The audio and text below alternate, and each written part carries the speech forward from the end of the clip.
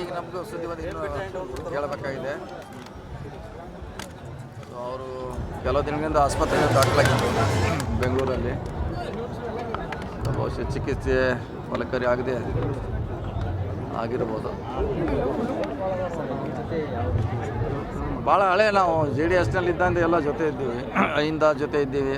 ಸುಮಾರು 30 ವರ್ಷಗಳಿಂದ ರಾಜಕೀಯವಾಗಿ ಸಾಮಾಜಿಕವಾಗಿ ಎಲ್ಲ ಒಂದಾಗಿದ್ದೀವಿ.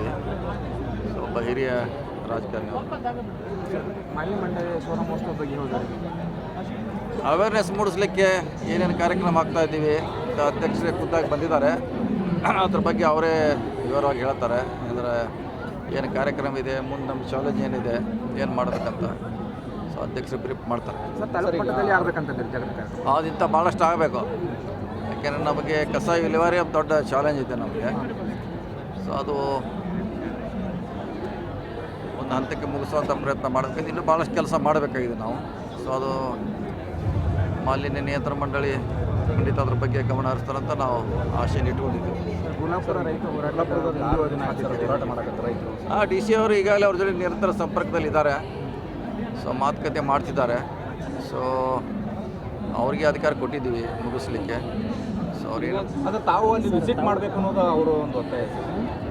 ಇಲ್ಲ, ನೋಡೋಣ, ವಶಮಿತ್ರ ಮಾಡ್ತೀವಿ. ಈಗಾಗಲೇ DC ಅವರು 2-3 ಸಾರಿ ಹೋಗಿ ಬಂದಾರೆ ನಮ್ಮ ಪರವಾಗಿ, ಕಾರ್ಖಾನೆ ಪರವಾಗಿ, ಜಿಲ್ಲಾಡಳಿತ ಪರವಾಗಿ.